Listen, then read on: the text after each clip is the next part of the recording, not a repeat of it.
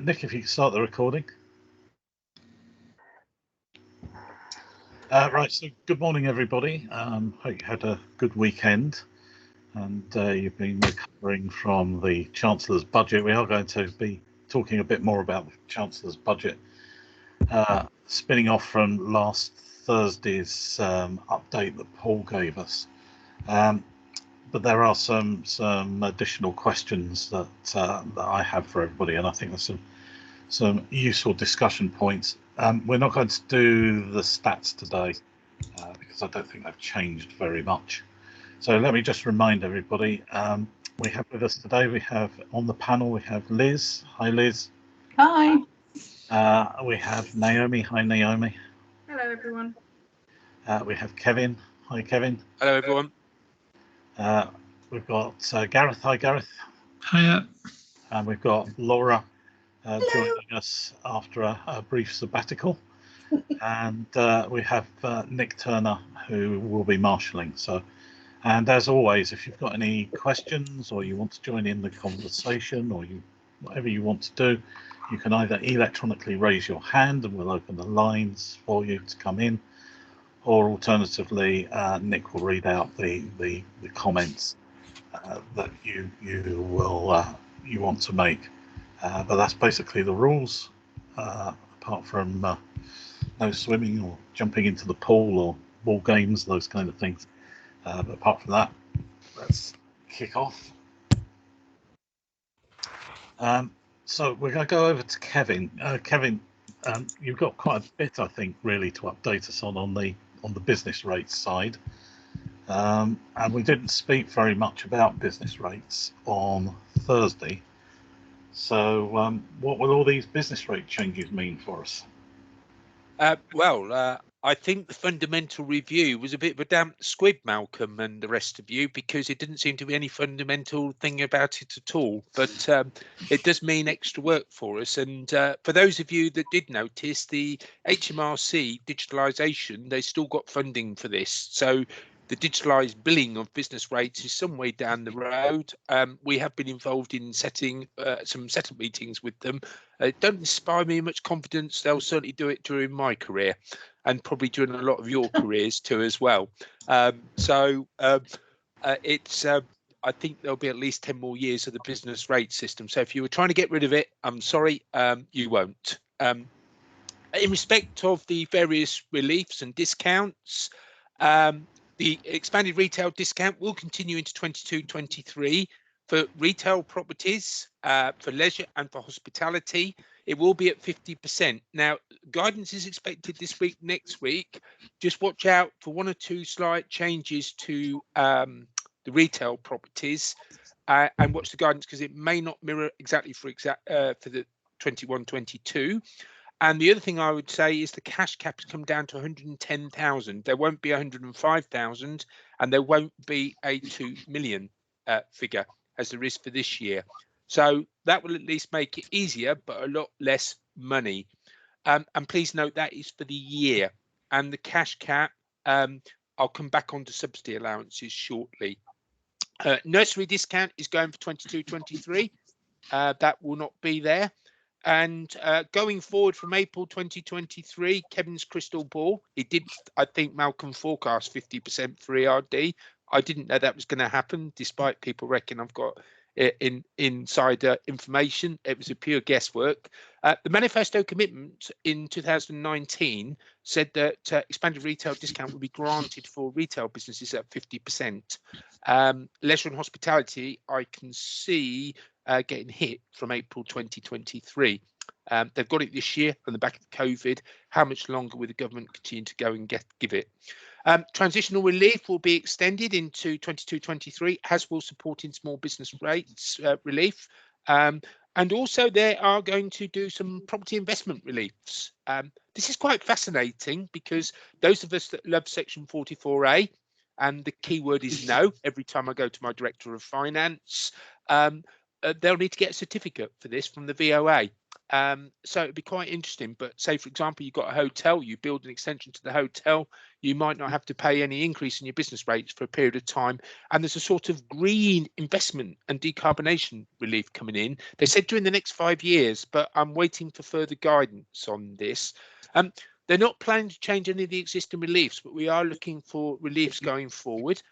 We have the review, the revaluation of business rates in 2023, and they are suggesting a 3-year cycle, but we are looking at reliefs for unempty property rates. There's going to be further consultation looking at this. The one thing missing is there might be more duty to notify the VOA, but the poor local authority has no duty on the business ratepayer to tell us of any change of circumstances included in this. And we all know from those beloved grants what information came to light when we actually administered the grants, and I'll come on to that shortly. Happy to take any questions. I think that was a run through, Malcolm, very quick, very brief, but I suspect that there's a lot more work for us to do, and I would be seeking applications in 22-23 again from those that I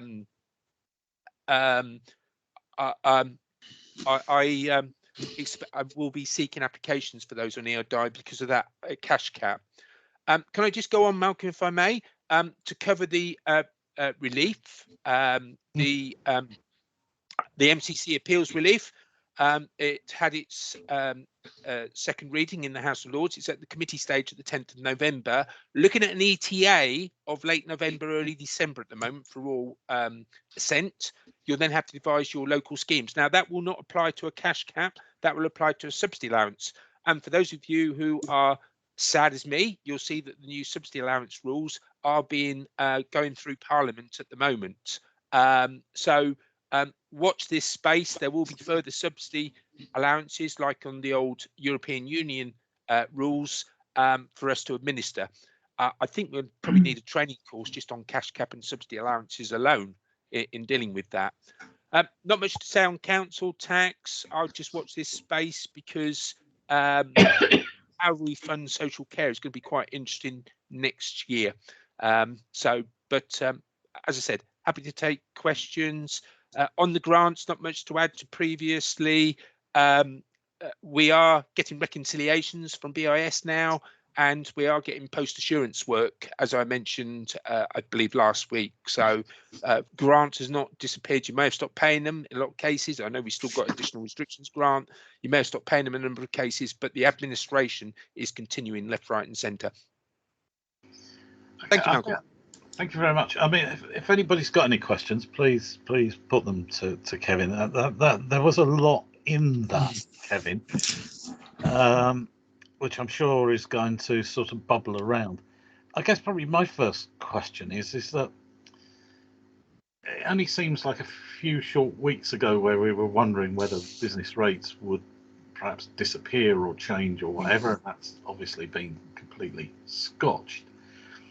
But it does seem to me as though I'm unclear on the idea of where government is going as far as the kind of drivers to put business rates out to local authorities, with local authorities being able to collect more of the income when they're sort of chopping the income up. Is that agenda gone, or? I would say the revaluation in April 2023, because they've frozen the multiplier for this year, where if you'll notice the multiplier is 49.9 or something like that, isn't it? So the magical 50p has not been gone over in terms of it. So, but next year, if they've got a lower amount of rateable value, which is likely to happen because of COVID, because it's taken in April 21 with lower rental values, your question about funding of local government becomes even more key. So do they issue a load of lower rateable values, really hit the multiplier when they've frozen it a number of years, and businesses get higher bills? That ain't going to go down too well. So they've got to judge it very well. I think someone did mention at a conference once the business rates in its current format was unviable. It was either too high or the government wouldn't continue to pay it on an ongoing basis. I haven't changed my views on that. Yeah. Okay. Naomi, have you got any comments? As you all know, business rates are not my chosen specialist subject. But I think Kevin's last point, that if they start to hammer physical businesses, then I do think there'll be an uproar, bearing in mind that virtual businesses, online businesses, appear not to be taking up the strain as would be fair. Mm. And Naomi, I mean, the government seemed to me as though they were sort of got into a difficult position before the budget, because they were being seen as being anti-business, and business rates is still considered to be part and parcel of that whole issue. Is that in any way going to be addressed? It just seems to me to be quite messy. In the short term, I don't think it will be addressed, because I'm not sure where the pressure would come from to address it. Yeah, it's the kind of stuff that I'm kind of struggling with, Kevin, to see where exactly this is all going. It seems like everything's been tossed into the pot at the moment. I think, can I just add there, I think business rates going forward is going to be extremely interesting to administer. Where's the HMRC digitalisation going? Because local knowledge on the administration of grants brought so much fruit to it. Okay, we had an awful extra work, but it brought our databases very accurate. And business rates going forward, where do you match the lower rateable values with probably a drop in the reliefs going forward, or more targeted reliefs, against the costs for the authorities? And with empty property and rates avoidance at the moment, legitimately, you probably could have rates avoidance. That'd be interesting to see, because there is still no rates avoidance legislation or rules within the business rate system.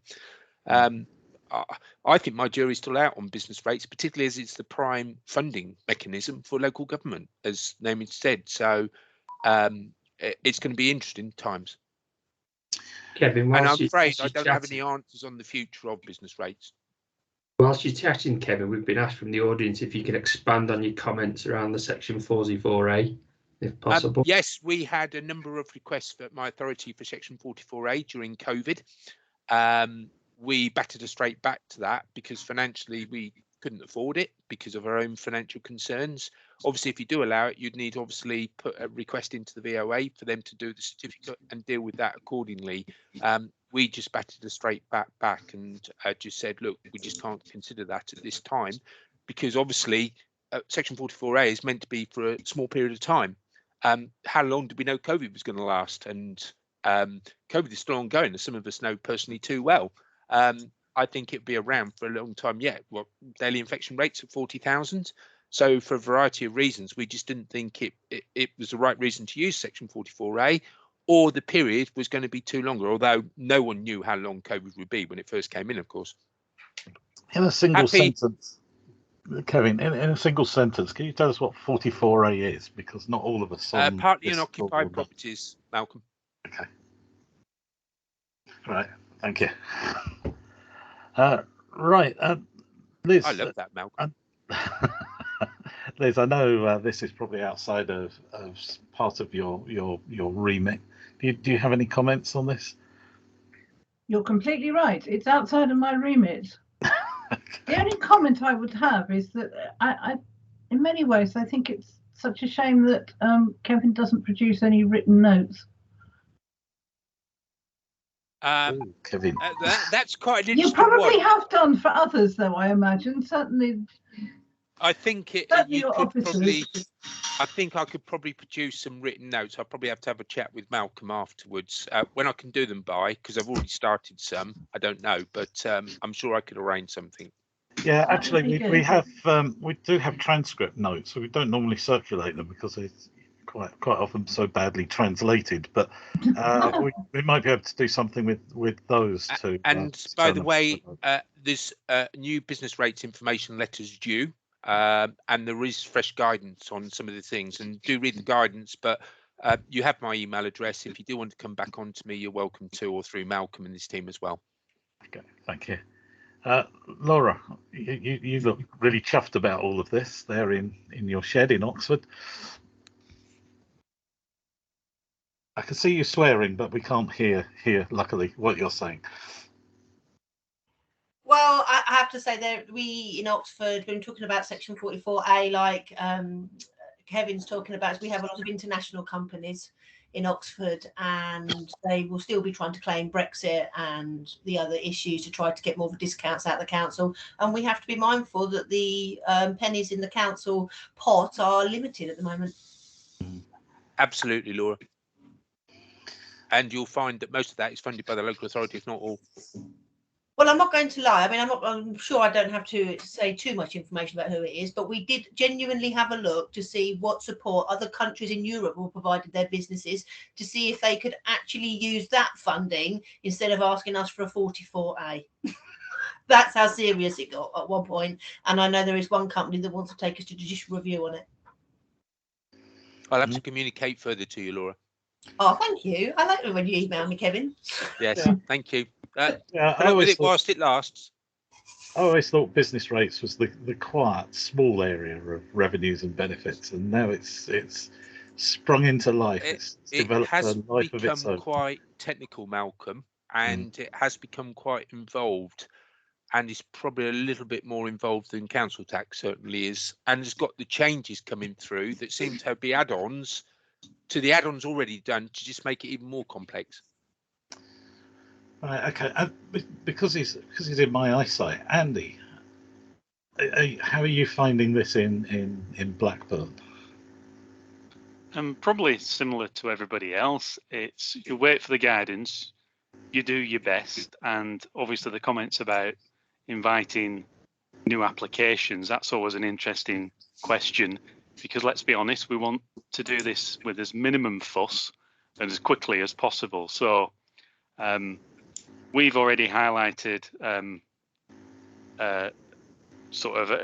our approach, which will be as little admin as possible, because no matter what you do on any of this, it's the customer contact that takes all the time, and we've all got very small business rates teams, and it's impossible to draft people in at short notice who know the businesses and can assist with the process. So it's always a challenge, and it will be again.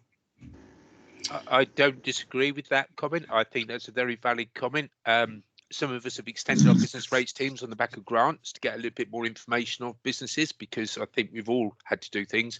The only thing I would add, that cash cap, at the moment, the MHCLG, and I still call them the MHCLG, despite their levelling up name or nickname or whatever it is, they haven't yet said they'll come back after the event like BIS did and put in regimes in respect of fraud, which organisations have claimed this and shouldn't have claimed it, because how are you going to administer the cash cap? Because the cash cap is the whole of England.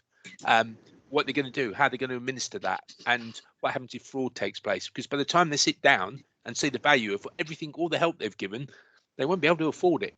And they'll be looking back on fraud and elements of that. So the only thing I'd say to you is just be careful what you do award to some of the bigger organisations. And a little bit of work may pay dividends later on, as a lot of people have found on grants, because on grants, I'm told by BAS that they haven't even got reconciliations done by some of the authorities of the original grants, let alone the later grants. Right. Okay. Well, I expect we'll hear more about this. Gareth, I expect you found that riveting. I did. I mean, I think I find the whole thing kind of fascinating from an outsider's perspective. People to talk about the kind of work that I do and boggle at the complexity of it, and I do the same. I think with what Kevin's kind of grasp on this detail is. You admire it without understanding it. Oh, that's very kind of you to say that. Kevin's just reading it from a book. I'm not sure I understand it, but yes, but it's fascinating stuff. I will say that, and I'd miss it. I'll miss it. And it's interesting for us because, in effect, you are a customer. Well, yes. Right. Okay. Let's pick up some bits and pieces from the budget. So we had quite a bit of discussion last Thursday about the budget after Paul gave us the jolly news. So I'd got some kind of questions still, really, which was, I mean, the first one I've got is how are we going to gauge the impacts on the housing benefit caseload? You know, do we have really a feel at all for that unmanaged migration that seems to have now been set up, that people will be volunteering for migration? Laura, let's start with you. Do you have a kind of view on this, and then I'll go to Gareth.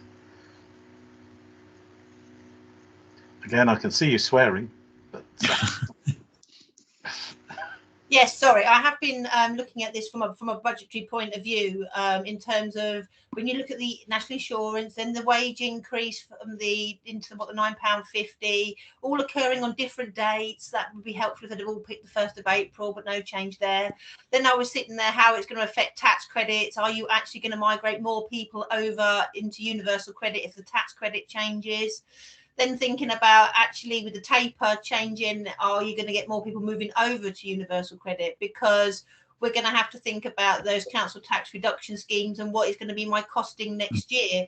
Kind of going back to what we were talking about last week, which I hadn't picked up on until Kevin had mentioned it, was if we've got the extra increase in the precept of the social care, plus obviously your normal, 2% on each precept anyway. From our point of view, if we're thinking of making some savings towards our 100% scheme, are my savings that I forecasted 6 months ago actually going to meet the savings that we actually need? Because with all the liabilities going up, you're going to see a cost of collection anyway going up as well. Actually, where do these actual real savings come out, or are they just all fictitious? And as I'm sure no different to anybody else in this meeting, I've got a 151 officer that wants a number by the end of Wednesday, because he's got political meetings coming up and budgets coming up, starting that process now, to think about what are we actually going to do. So it's probably just doubled my work in a couple of hours. So thank you very much, Mr. Sunak. Gareth, how do you think this is going to affect local authority caseloads? I'm not sure how the caseload effect will work. I mean, I think I'm back in this country after kind of 4 weeks outside, effectively today, and I'm sitting now starting to do some of my modelling, and when I'm running cash flow tables to try to compare the pre-UC changes with the post-UC changes. Then I go on and look at the minimum wage changes. What's clear is that the announcement of the changes are good news for people who are in work, and probably, given the £20 sort of reduction, maybe even offsetting for some people that cut, but don't do anything to ameliorate the situation of people who don't have earnings. Whether that's going to affect the take-up rates into council tax and HB, I really have no idea. I can't see it making a huge amount of difference. I can't see a large number of people floating off benefit because of these kinds of changes. I can't see a large number of people being brought on to benefit because of them either. Yeah, I think it's quite muddy. Liz, do you think this is going to impact on different council tax schemes, depending on what kind of council tax schemes that people have got? Will it differ, do you think? Well, I mean, the impact of the taper change is negligible, isn't it? Really? I mean, it gives you about, I think, what was it, a family with 2 children, about £8 a week more. Well, as Gareth says, that's not probably going to increase those people coming back onto universal credit or being entitled to universal credit to a great degree. So I don't see that there's probably going to be much difference in caseload. What will the potential impact on different council tax reduction schemes? I don't really see that there would be, unless people want, authorities want there to be. I mean, it's not as though the taper rate affects anything other than universal credit. I haven't really got my head around that one, to be honest. I mean, what does anybody else think? Do they think there will be an impact on different council tax reduction schemes? I suppose there are so many different schemes, aren't there? I mean, banded schemes, which I'm not worked with. It will, what will it do? I mean, it's just working out the permutations, isn't it, really? I think, Liz, from my point of view, it definitely will be, because it depends on how much the council has lost in its revenue. So if you take into account those councils that have got a high lot of rents for commercial rents, they've maybe lost that income. You know, that's a type of issue that we've got to think about, how much money we have lost in revenue at the same time increased in expenditure. Can you afford that council tax reduction scheme going forwards? But as I keep pointing out to my senior management, it's not about what you collect or whatever, it's the cost of collection, because you can drop yourself out from 100% scheme and drop yourself into, let's say, an 85% scheme, and if everything's, the liabilities are all going up, then that does make a difference, because you then have to look at how much it costs you to raise the debt, how much it's costing you collection, are we going to increase resources in those areas? Universal credit is fluctuating at the best of times. We can't guarantee you're going to do an attachment of benefit should you choose to go that way. Attachment of earnings possibly could be falling over if everyone with the furlough scheme stopped and people become unemployed. So I think we need to forecast what happens locally in our areas, look at that unemployment rate, where we think the market's going to be in the next, I would suggest, 12 to 18 months, to think about whether the council politically wants to be aggressive in how it looks at a council tax reduction scheme, or actually wants to be seen possibly to be the caring, sharing council. Yeah, but isn't that that's sort of the consideration you'd be making anyway, isn't it? I think it's more prevalent this year, though. I think, you know, well, I think you've got again another perfect storm, haven't you? I think all the government's support now is stopping, because clearly Gollum at the Bank of England must have none left. So now the pressure is going to be back on local authorities. The test and trace money's got to be stopping somewhere. That £500, so the money that we had for the council tax hardship of last year, that's not going to come back. So I think central government are going to stop handing out the old Maundy Thursday principle. They're going to look for the councils to be their equivalent later. Yeah, can I come in there, Malcolm? Sorry. True. Yeah, Kevin. You've got some big issues. If I get Kev's crystal ball out, and can you tell the next year what's going to happen? You mentioned about the job furlough scheme, the impact of that. You've mentioned about, and Laura's quite right, the government funding is drying up. So, and you've got a new normal. COVID hasn't gone away, so you've got to do that. You've also got council tax reduction schemes. I'd suggest now you won't be able to change for 22-23 because you've got to consult, you've got to go to members, and you've got to have it in place by the 11th of March. So you're right up against it. And obviously you don't want to have an issue like Winter and Maidenhead, who were taken to task over not following their own consultation scheme. And I felt for them, I really did. Yeah. But you've got a year ahead, and you've got to think about that, and you've got to think about April 23. And can you tell what life is like? Because if you've got higher council tax rates, you're going to have a higher rate. Now, we do have a banded income scheme, but what's the impact on your council tax and the funding and everything else? Taking into account business rates, taking into account potential lower income from that, from a revaluation next year and everything else. It's, I think, pin in the air is going to be a very, very good way of doing it. Well, I understand you saying that, Kevin, but I mean, it's got to be something a bit more than just a pin in the air. Yeah, I agree with that, but there's so many different avenues now and so many different implications. I think it is a far harder process now than to do pre-COVID, because you could have forecast it. But does anyone know what the impact of COVID is really going to have? Because I think you won't see for 2 or 3, 4, 5 years.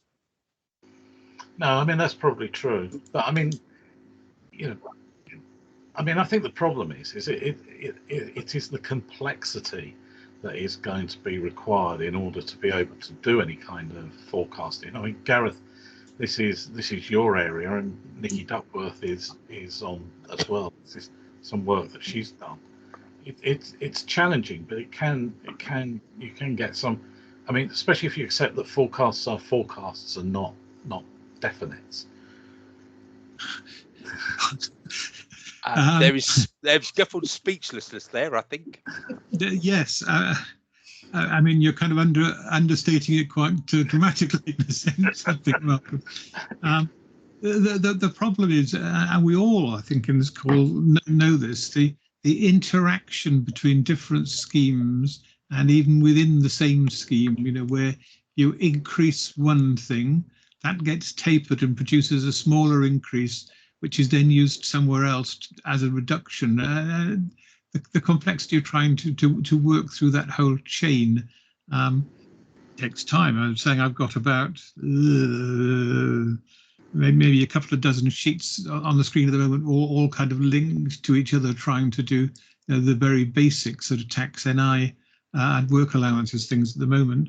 And until they finish chuntering through themselves, I won't really have any idea about what the end result's going to be.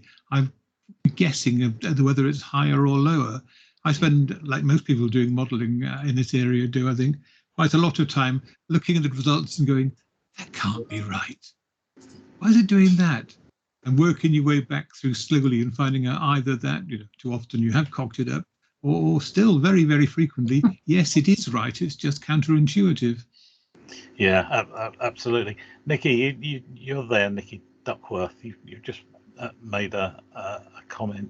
Do you want to join in and make that comment? Yeah, happy to. We don't really do forecasting and modelling. We do a lot of listening, and I think the thing that's very apparent over the last 12 months is no one knows where they're going. And in our 10 years of research, no two authorities are the same, and nobody takes the same approach. And there's very little liaison between authorities as to get an approach, which is very complicated. And I think, you know, some of the questions we've had in the past 12 months have been like, how do we create two schemes? Because what if we get a Labour government? What if we get a Labour council? What if we get a Conservative council? So there are so many things in the CTR world that, as you know, as everyone said, you know, you've got the modelling, we don't know what's going to happen. That very few people, I think, are changing them this year. I think a lot more people will change them next year because of the financial impact of COVID and just the increase on many levels. But in fairness, some of them are increasing them to be more generous because, as Laura was saying, the cost of collection is actually, it's not great. It's a whole separate issue that sometimes the benefits teams don't think about that. And, you know, you do need a very holistic approach to it all. So sorry about that. I'm very popular. Is that Michael Gove ringing you? Oh, imagine. Oh, what? What I'd also say, I do totally agree with what Nikki has just said there. I think this complexity of the council tax reduction schemes mean it will just never get put back into universal credit. So I think from that point of view, we've got it to stay. Yeah, I'm inclined to think that's the case. Is Nick? Can you see is Zoe Charlesworth on the line? Yeah, I'm here. Oh, there you go. Hi, Zoe. I mean, you're a bit of a modelling expert. What do you think? Or did I get the wrong type of modelling? No, exactly right. I mean, it's been really interesting. I think that what Kevin and Laura have said, but it rings completely true. It's this offset one thing against the other. I mean, if we do, as Liz mentioned, if we do see greater migration, maybe we will, maybe we won't over to universal credit. For most councils, that represents a saving in their scheme for the people who are in work. They get quite a lot less. They retain more of their money under universal credit if they're working. So there can be a saving if migration happens quicker, and the taper rate's obviously going to feed into that. So you'll see the cost of the universal credit caseload going down, but of course then you've got the council tax rises at the same time. So as people move over to universal credit, you'll probably see slight savings offset by the rise. It's really tricky. And then of course you can keep updating your models with OBR forecasts of impacts of furlough. But every time you do that, you're ending up exactly as you were saying, with different answers. And I think the fact that most local authorities, well, there's an awful lot of local authorities who have a much less generous scheme for universal credit. So if we do see an enhanced migration, there might actually be a saving that's offsetting the increased cost because of the council tax rise. And I'd like to go back to what Laura said about, when we were doing modelling for lots of different councils, I would say 50% were looking at moving back to a more generous scheme. Absolutely. The ones who had had just, a small percentage to be collected from, they were moving to more generous schemes, and we were seeing that was definitely a pattern after so long of seeing more and more cutbacks. There was a sudden reverse of moving back to more generous schemes. Kevin, I can just add to that, because I do agree with that. I think more and more authorities will move back to more generous schemes because the cost of financing the recovery and the enforcement and the impact of getting small amounts. But you've got to remember, MHCLG last year gave a hardship fund of up to £150 for anyone with outstanding council tax. We at Mid-Sussex put it up to 200. We got extra funding from, and I still call them the MHCLG, sorry, I never get my head around the new one. But we've got extra funding this year to help with the extra caseload, etc. And we devised in West Sussex a new hardship scheme for this year. That funding may not be there next year, and therefore you'll struggle more to help these people on the lower spectrums, and probably people that haven't been in this area before. So I think you've got a lot of issues coming ahead. Yes, Zoe, come back in. Yeah, so just one more thing I was thinking about is that one of the other areas that a number of councils I've been talking to recently have been looking at is to design CTR schemes to increase automation, because they're getting the UC data. There's a proportion you can't, obviously, where the liability doesn't match the data you're getting through and all the checks that needed doing around that. But they are certainly looking at redesigning schemes to make as much automated as possible so that some of the administrative burden is reduced. And I think that's an interesting move that we're seeing. A few years ago, nobody was mentioning that. And I think that is really at the forefront of a lot of people's minds now, that if there is going to be costing more, they'll be wanting the savings elsewhere. And I just think that's something to bear in mind as well. Yeah, the automation thing is quite important, because I mean we're seeing this as well, that a move towards schemes right across the board, not just CTR, but lots of other areas, is gaining some real traction. But there is some risks, is there not? That you end up having one size fits all, and actually more people falling into the gaps as a result of that. Because fundamentally it's almost decision by computer, isn't it? Yeah, I do agree. I mean, I think there is, you can't, there's a lot of data coming through that you can use for automation, but some of that isn't very trusted by council, certainly around properties.